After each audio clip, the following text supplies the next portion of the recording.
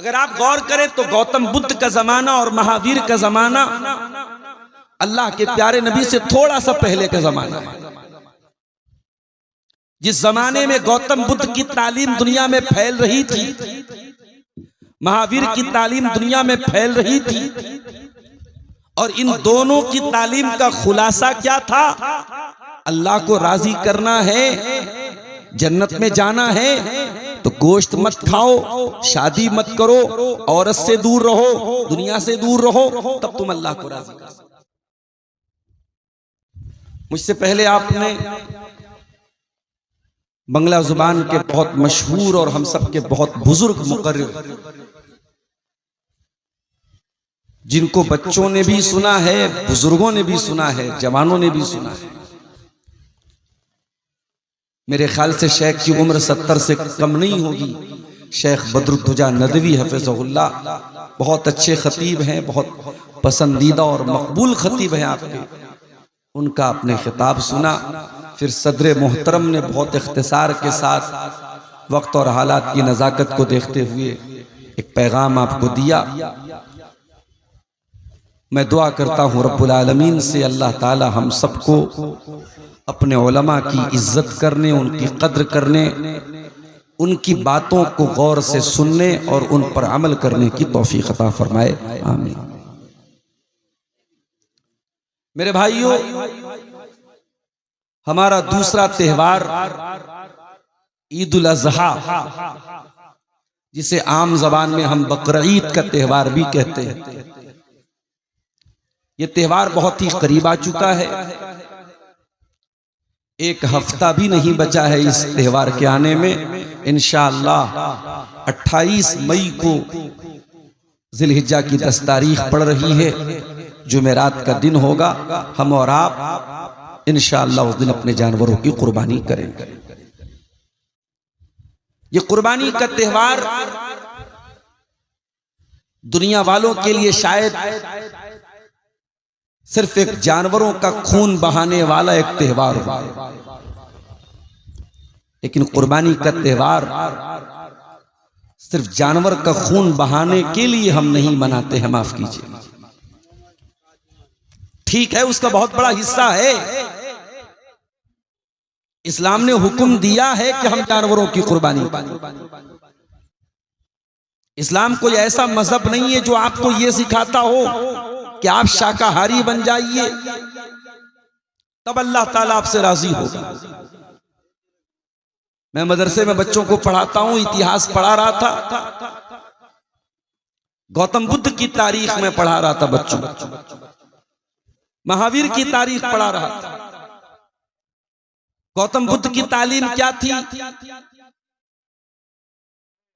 कि अगर अल्लाह ताला को राजी करना है तो दुनिया को त्याग दो, दुनिया को छोड़ दो। महावीर की तालीम क्या थी? किसी जीव की हत्या मत करो, किसी इंसान को इस बात की इजाजत नहीं है कि वो किसी जानवर का गोश्त खाए। इसीलिए जैन मजहब के लोग कोई गोश्त नहीं खाते, बल्कि जैन मजहब में एक फिरका होता है जिसका नाम है दिगंबर। दिगंबर फिरके के जो लोग होते हैं वो कपड़ा भी नहीं पहनते। उनका मानना यह है हमारा लिबास आसमान है, अंबर है, हमें कपड़ा पहनने की जरूरत नहीं। अगर आप गौर करें तो गौतम बुद्ध का जमाना और महावीर का जमाना अल्लाह के प्यारे नबी से थोड़ा सा पहले का जमाना है। जिस जमाने में गौतम बुद्ध की तालीम दुनिया में फैल रही थी, महावीर की तालीम दुनिया में फैल रही थी, और इन दोनों की तालीम का खुलासा क्या था? अल्लाह को राजी करना है, जन्नत में जाना है तो गोश्त मत खाओ, शादी मत करो, औरत से दूर रहो, दुनिया से दूर रहो, तब तुम अल्लाह को राजी कर सकते। उसी माहौल में अरब की धरती पर जनाब मोहम्मद रसूलुल्लाह पैदा हुए और आपने दुनिया को संदेश दिया, अन्निकाहु मिन सुन्नती फमन रगिबान सुन्नती फलैसा मिन्नी। ओ दुनिया वालों, निकाह करना तो मेरी सुन्नत है। मैं निकाह करके तुमको दीन की बात बताने आया हूं। तुम शादी करो, तुम बच्चे पैदा करो, तुम बीवी का भी हक अदा करो, तुम बच्चों का भी हक अदा करो, और इन तमाम जिम्मेदारियों को निभाने के साथ साथ तुम्हें नमाज भी पढ़नी है, तुम्हें ज़कात भी देनी है, तुम्हें हज भी करना है, तुम्हें अल्लाह का हक भी अदा करना है।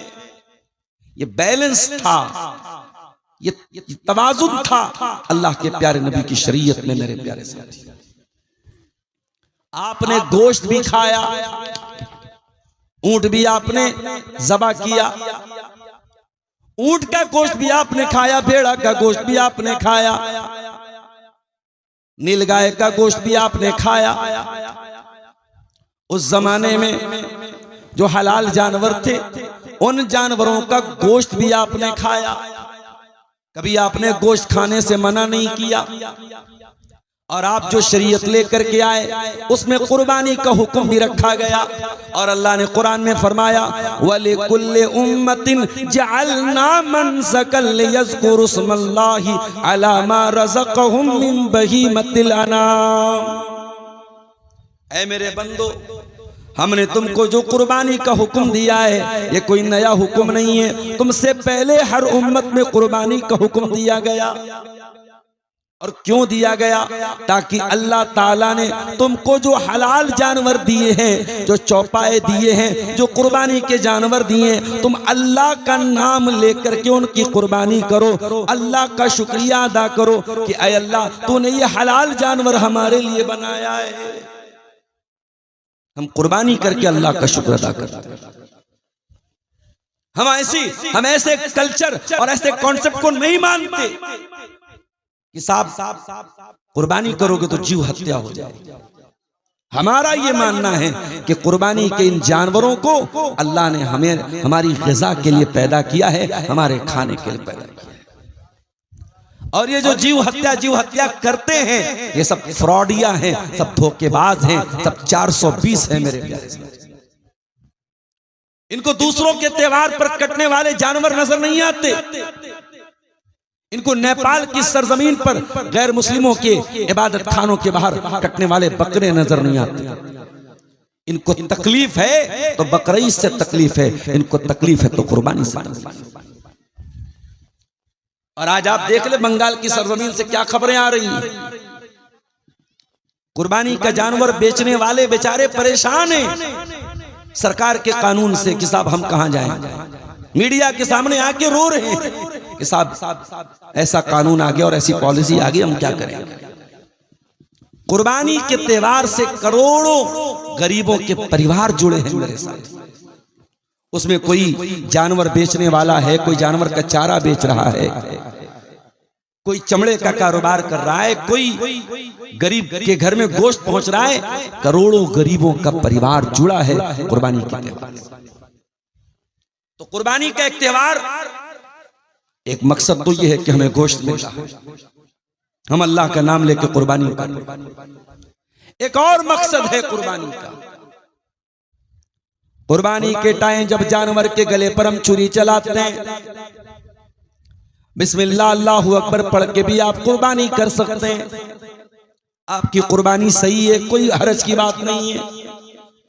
लेकिन अगर आप कुर्बानी की दुआ पढ़ते हैं जो अल्लाह के प्यारे नबी से साबित है, उस कुर्बानी की दुआ के अल्फाज के ऊपर जरा गौर कीजिए मेरे प्यारे साथी। वो दुआ हमें क्या सिखाती है? इन्नी वज्जहतु वजहिया लिल्लज़ी फतरस समावाति वल अर्दा हनीफन व मा अना मिनल मुशरिकीन। मैंने अपना चेहरा अल्लाह की तरफ कर लिया, उस जात की तरफ कर लिया जो जमीनों आसमान की पैदा करने वाली जात है। व मा अना मिनल मुशरिकीन, और मैं मुशरिकों में से नहीं हूँ। इन्ना सलाती व नुसुकी व महयाया व ममाती लिल्लाहि रब्बिल आलमीन। मेरी नमाज अल्लाह ताला के लिए, मेरी कुर्बानी अल्लाह ताला के लिए, मेरा जीना अल्लाह ताला के लिए, मेरा मरना अल्लाह ताला के लिए। ला शरीक लहू व बिज़ालिका उमिरतु व अना मिनल मुस्लिमीन। उस अल्लाह का कोई शरीक नहीं है और इसी तौहीद का मुझे हुक्म दिया गया है और मैं मुसलमान हूं। ये दुआ हम पढ़ते हैं कुर्बानी के टाइम। ये दुआ हमें सिखाती है 50,000 का 60,000 का जानवर लाके कुर्बान कर देना ये कमाल की बात नहीं है। कमाल की बात तो ये कि अल्लाह आज तेरा हुक्म आया तो जानवर कुर्बान करने को तैयार हो गए, कल तेरा हुक्म आ जाए तो अपनी जान कुर्बान करने को तैयार हो जाएंगे। ऐ अल्लाह ये जिंदगी तो तेरी अमानत है, ये नमाज हम तेरे लिए पढ़ते हैं, कुर्बानी तेरे लिए करते हैं। इन्ना सलाती व नुसुकी व महयाया व ममाती लिल्लाहि रब्बिल आलमीन।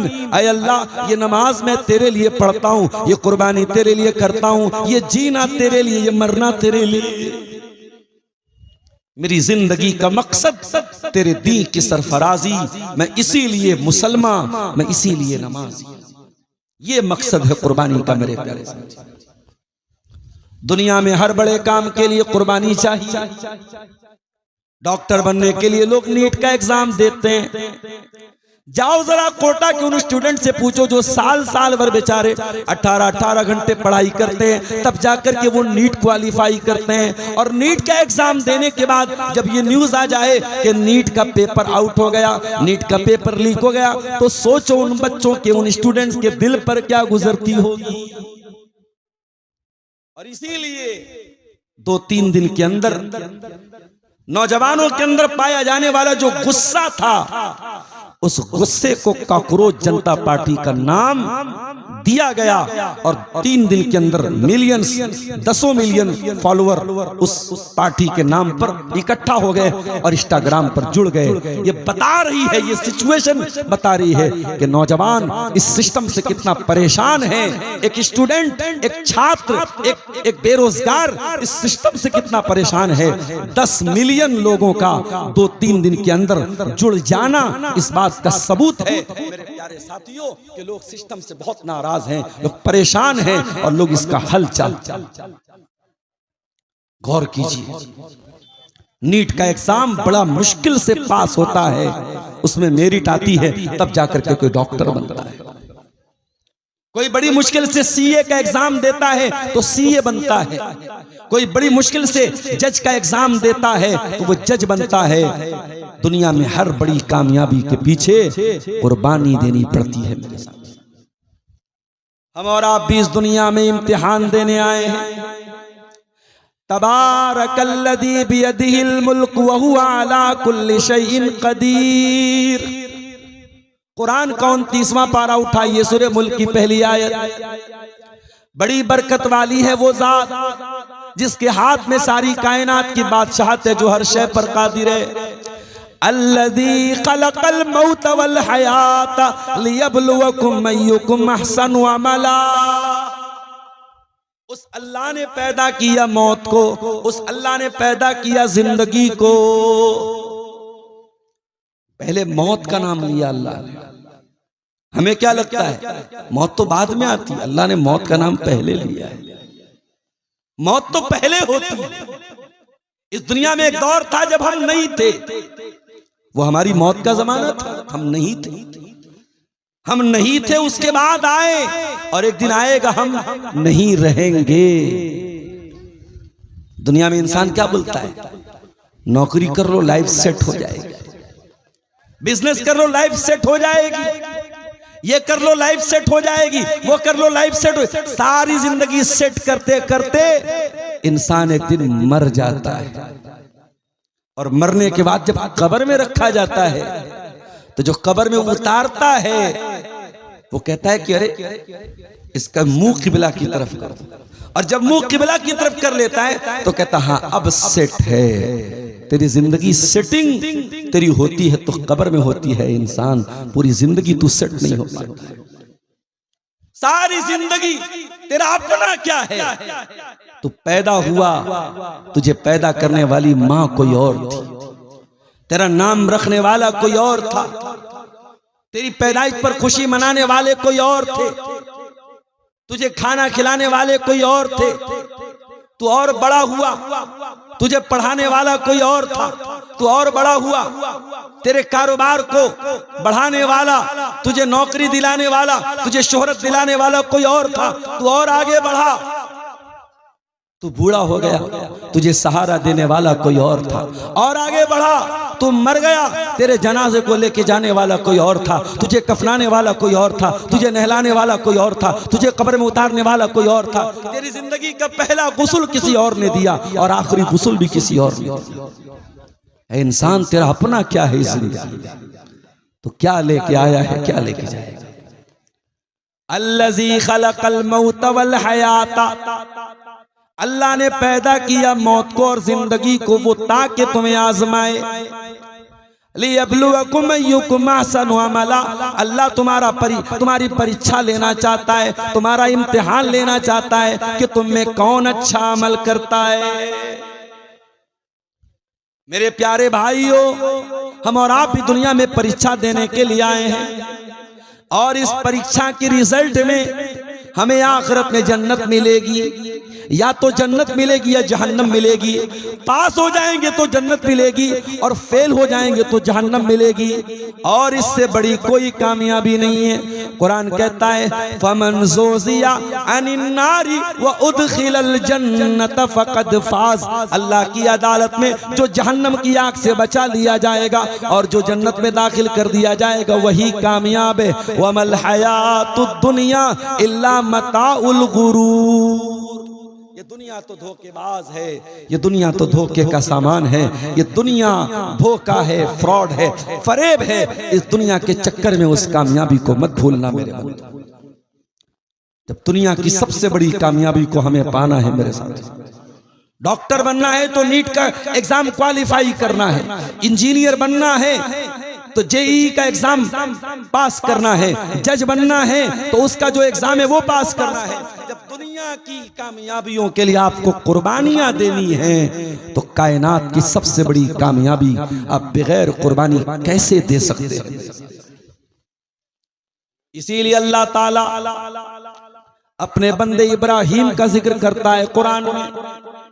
कुरान का पहला पारा उठाइए, अल्लाह फरमाता है व इज़िब्तला इब्राहीम रब्बुहु बिकलिमातिन फअतम्महुन्ना, याद करो हमने अपने बंदे इब्राहिम को जब भी आजमाया, जब भी इम्तिहान लिया, जब भी हमने उनकी परीक्षा ली, जब भी हमने उनके ऊपर कोई परेशानी और आजमाइश में डाला, फअतम्महुन्ना, इब्राहिम हर परीक्षा में खरे उतरे, हर इम्तिहान में पास हुए। इब्राहिम कभी किसी एग्जाम में फेल नहीं हुए। कुर्बानी करना कौन सा कमाल है। 25-30 हजार का जानवर लाके कुर्बान कर दिया, होगी कुर्बानी। कुर्बानी किसको कहते हैं, जरा इब्राहिम की जिंदगी उठा के देखो मेरे साथ। इब्राहिम अलैहिस्सलाम जिस घर में आंखें खोलते हैं, बाप बुतों का पुजारी है, बाप काफिर है, बाप मुशरिक है। इब्राहिम अपने बाप को तौहीद की दावत देते हैं। ओ मेरे प्यारे भाइयों, आज आपका बाप भी किसी मामले में गलत हो सकता है, बाप आपके साथ कोई ज्यादती भी कर सकता है, बाप की कोई बात गलत भी हो सकती है, लेकिन बाप जितना भी गलत हो जाए, बाप बाप रहेगा और आप बेटे रहेंगे। बेटा बाप से बात करे तो कैसे बात करे, जरा इब्राहिम से सीखो। इब्राहिम अपने काफिर बाप को तौहीद की दावत देते हैं और बड़े प्यार से कहते हैं, बड़े सम्मान से कहते हैं, बड़ी इज्जत से कहते हैं, या अबती लिमा ताबुदु मा ला यस्माउ वला युबसिरु वला युगनी अन्का शैया। ऐ अब्बा जान, आप क्यों ऐसी चीजों की इबादत करते हैं जो देख नहीं सकती, जो सुन नहीं सकती, जो फायदा नहीं पहुंचा सकती, जो नुकसान नहीं पहुंचा सकती। या अबती इन्नी कद जाअनी मिनल इल्मी मा लम यातिका फत्तबिनी आदिका सिरातन सविया। ऐ अब्बा जान, मेरे पास वो इल्म आया जो आपके पास नहीं आया। अब्बा जान, आप मेरे पीछे पीछे चलिए, मैं आपको सीधे रास्ते पे लेके चलूंगा। या अबती ला ताबुद शैतान, ऐ अब्बा जान शैतान की इबादत न कीजिए, इन्न शैतान कान लिर्रहमान असिया। 5 मिनट की बातचीत में इब्राहिम अपने बाप को 5 बार अब्बा जान कह के बात। मेरे नौजवानों, जिंदगी में बड़ा नाम कमा लिया, बड़ी इज्जत कमा ली, बड़ा पैसा कमा लिया, बाप से बदतमीजी करने लगे, बाप को आंखें दिखाने लगे, बाप से ऊंची आवाज में बात करने लगे। जरा गौर करो, जरा गरेबानों में झांको और बताओ आखिरी बार तुमने अपने बाप को कब प्यार से बाप से बात किया था? बाप क्या है शायद बाप की जिंदगी में तुम्हें एहसास ना हो मेरे प्यारे साथी। बाप के मरने के बाद तुम्हें एहसास हो। बाप जब तक जिंदा है बहुत सारी चीजों की भनक तुम्हें लगने नहीं देता है, बहुत सारे मसले मसाइल की तुम्हें खबर भी नहीं होती। बाप के मरने के बाद पता चलता, अच्छा मेरा बाप ये भी देखता था, मेरा बाप ये भी करता था। जिंदगी की धूप में बाप वो छांव है जिसके नीचे हम जिंदगी गुजारते हैं। मेरे साथ इब्राहिम अपने बाप से प्यार से बात करते हैं, अब्बा जान कह के बात करते हैं, लेकिन बाप बड़ा जिद्दी था, बड़ा हट्टा। क़ाल अराग़िबुन अंता अन आलिहती या इब्राहिम, ऐ इब्राहिम क्या तू हमारे माबूदों को छोड़ना चाहता है? क्या तू मेरे माबूदों से दूर भागना चाहता है? लइल्लम तंतहि लारजुमन्नका वहजुरनी मलिया, ऐ इब्राहिम अगर तू बाज नहीं आया तो मैं तुझे पत्थरों से मार मार के खत्म कर दूंगा, तुझे घर से निकाल दूंगा। बाप ने घर से निकालने की धमकी दी थी। इब्राहिम के चेहरे पर अभी भी कड़वाहट नहीं आई, अभी भी ज़बान में कड़वाहट नहीं आई। इब्राहिम ने उसी प्यार से जवाब दिया, क़ाल सलामुन अलैक सअस्तग़फिरु लक रब्बी इन्नहु कान बी हफ़िया। अब्बा जान कोई बात नहीं, मैं आपको सलाम करता हूं। मैं जब भी दुआ के लिए हाथ उठाऊंगा अब्बा जान आपके लिए अल्लाह से दुआ करूंगा, अल्लाह मेरे बाप को माफ कर दे, अल्लाह मेरे बाप को बख्श दे। लेकिन बाद में अल्लाह ताला ने इब्राहिम अलैहिस्सलाम को वार्निंग दे दी कि इब्राहिम अपने बाप के लिए तुम मग़फ़िरत की दुआ नहीं कर सकते। तुम्हारा बाप मुशरिक है, तुम्हारा बाप काफिर है, और काफिर और मुशरिक के लिए मग़फ़िरत की दुआ नहीं कर सकते। इब्राहिम अलैहिस्सलाम को अपनी बात से रुजू करना पड़ा, अपनी बात वापस ले ली। तो ये इब्राहिम अलैहिस्सलाम थे मेरे प्यारे साथी। जिंदगी का पहला इम्तिहान क्या दे रहे हैं? बाप को छोड़ना पड़ा, बाप का घर छोड़ के निकलना पड़ा। आसान काम नहीं होता है घर छोड़ के चले जाना, बाप को छोड़ के चले जाना। इब्राहिम अपनी कौम के पास आते हैं, अपनी कौम को तौहीद की दावत देते हैं। उनकी कौम सितारों की इबादत करती थी, सूरज की इबादत करती थी, चांद की इबादत करती थी। इब्राहिम अलैहिस्सलाम अपनी कौम को प्रैक्टिकल समझाने के लिए एक दिन अपने मकान की छत पे चढ़े। फलम्मा जन्ना अलैहि लैलु रआ कौकबन क़ाल हाज़ा रब्बी। हजरत इब्राहिम ने आसमान में सितारे को चमकते हुए देखा, कहा है मेरी कौम के लोगों ये सितारा है, इसको तुम अपना रब मानते हो, चलो मैं भी रब मान लेता हूँ। फलम्मा अफला क़ाल ला उहिब्बुल आफिलीन। जब सितारा डूब गया, जब सितारा गायब हो गया, इब्राहिम अलैहिस्सलाम ने कहा ओ लोगों जो डूब जाए वो रब कैसे हो सकता है, जो गायब हो जाए वो रब कैसे हो सकता है, मैं डूबने वालों को पसंद नहीं करता हूं। अगले दिन फिर मकान की छत पे चढ़े। फलम्मा रअल क़मर बाज़िगन क़ाल हाज़ा रब्बी। चांद निकला, चांद देखने में बड़ा था सितारे से। कहा कि ऐ मेरी कौम के लोगों ये चांद जिसको तुम अपना रब मानते हो, चलो मैं भी मान लेता हूं 2 मिनट के लिए। फलम्मा अफला क़ाल लइल्लम यहदिनी रब्बी लअकूनन्न मिनज़ ज़ालिमीन। कहा है मेरी कौम के लोगों देखो चांद भी डूब गया, अल्लाह ने मुझको हिदायत न दी होती तो मैं भी तुम्हारी तरह गुमराह हो गया होता। फलम्मा रअश-शम्स बाज़िगतन क़ाल हाज़ा रब्बी हाज़ा अकबर। जब सुबह हुई और सूरज निकला, सूरज देखने में चांद से भी बड़ा, सितारे से भी बड़ा और सबसे ज्यादा रोशन भी था। कहा कि वो लोगों तुम सूरज को अपना रब मानते हो, चलो इसको भी मैं अपना रब मान लेता हूँ, ये मेरा रब है, ये सबसे बड़ा है। फलम्मा अफलत क़ाल या कौम इन्नी बरीउम मिम्मा तुशरिकून। शाम हुई और मगरिब का टाइम आया और सूरज डूब गया। कहा है मेरी कौम के लोगों, मैं तुम्हारे शिर्क से बरी हूँ। मैं सूरज की इबादत नहीं करता, मैं चांद की इबादत नहीं करता, मैं सितारे की इबादत नहीं करता। इन्नी वज्जहतु वजहिया लिल्लज़ी फतरस समावाति वल अर्द हनीफा। मैं उस अल्लाह की इबादत करता हूँ जो जमीन व आसमान का पैदा करने वाला है, और मैं तुम्हारे शिर्क से बेजार हूँ। मैं अल्लाह की तौहीद का इकरार करने वाला, अल्लाह की तौहीद पर चलने वाला। इब्राहिम ने अपनी कौम को तौहीद का सबक दिया और आगे बढ़ी। उनकी कौम पत्थर के बुतों की इबादत भी करती थी। इब्राहिम अलैहिस्सलाम अपनी कौम को समझाते थे, ये पत्थर के बुत तुम्हारे माबूद कैसे हो सकते हैं, तुम्हारी बिगड़ी कैसे बना सकते हैं, इनको तो तुमने अपने हाथों से बनाया है, ये तुम्हारे मुश्किल कुशा कैसे हो सकते हैं। और एक दिन बड़े गुस्से में फरमाया, तल्लाही लअकीदन्ना सनामकुम बादान तुवल्लू मुदबिरीन। ऐ मेरी कौम के लोगों, मैं तुम्हारे बुतों को तोड़ दूंगा, मैं तुम्हारे बुतों का बड़ा बुरा अंजाम करूंगा। एक दिन कौम के लोग मेले में चले थे। इब्राहिम आए अपनी कौम के बुत खाने में, एक बड़ी सी हथौड़ी ली और सारे बुतों को तोड़ फजालहुम जुदाज़न इल्ला कबीरन लहुम लअल्लहुम यरजिऊन। इब्राहिम ने सारे बुतों को तोड़ दिया सिवाय बड़े वाले बुत के। वो गुटखा खाने वाले नौजवानों, वो सिगरेट पीने वाले नौजवानों, वो नशा करने वाले नौजवानों, इब्राहिम अगर कोई नशा करते नऊज़ुबिल्लाह तो उनके हाथों में ये ताकत ना होती। इब्राहिम ने सबक दिया, ऐ नौजवानों, अपनी जवानी को नशे से दूर रखो, शराब से दूर रखो, गुटखे से दूर रखो, ताकि तुम्हारे हाथों में वो ताकत आ जाए कि तुम बुतों को तोड़ने वाले बनो, बुतों की इबादत करने वाले न बनो।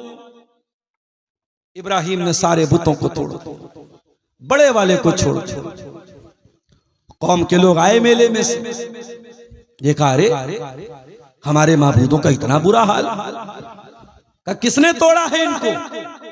कालू समेना फतई यज़कुरुहुम युकालु लहू इब्राहिम। कुछ लोगों ने कहा कि एक नौजवान है जिसका नाम इब्राहिम है, उसी का ये काम होगा। कालू फातू बिही अला आयुनिन नास लअल्लहुम युबसिरून।